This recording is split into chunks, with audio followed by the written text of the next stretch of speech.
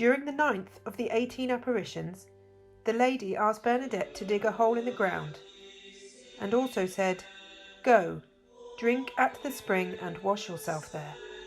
Bernadette, anxious to please the lady, followed the instructions by digging 2 small holes, but she found no water. She looked back at the lady, who pointed to a spot inside the cave.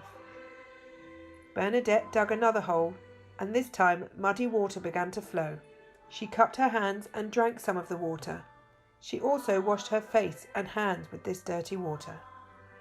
Over the days and weeks which followed, people made their way to the spring and washed themselves there, following the example of Bernadette.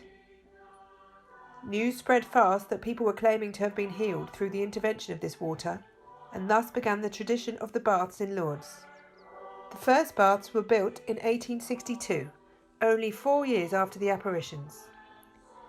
It is a common mistake to think that the water from the baths is holy water, like the water that the priest blesses at the Easter Vigil. In many ways, it is just ordinary water. But of course, Lourdes water holds a special place in the hearts of pilgrims worldwide. The current baths that you would see today during a visit to Lourdes were constructed in 1955. The more modern waiting area was redesigned in 2017.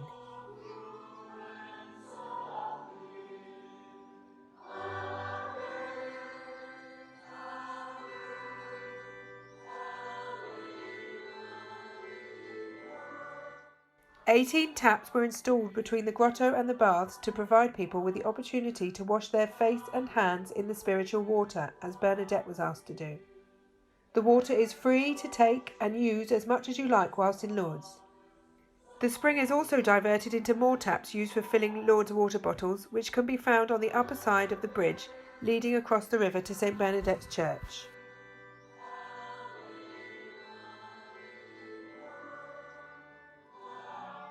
On the other side of the river, directly opposite the baths, we find an area known as the Chapels of Light. This is where pilgrims may leave a candle burning during their pilgrimage.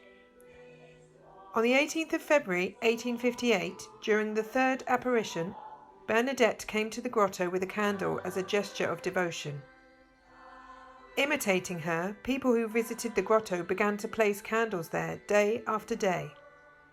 On the 19th of March, 1858, the police commissioner wrote to the local authorities to say that a board was being made which would hold 100 candles. This was the first candelabra at the grotto. The people working at the Chapels of Light are known as fêtiers. They ensure there are candles burning throughout the year. So sometimes, if there are too many during the high season, some candles are put to one side and relit during the winter. In this way, the prayers of request, the prayers of thanksgiving, the prayers of individuals, the prayers of large groups, the prayers are never ending.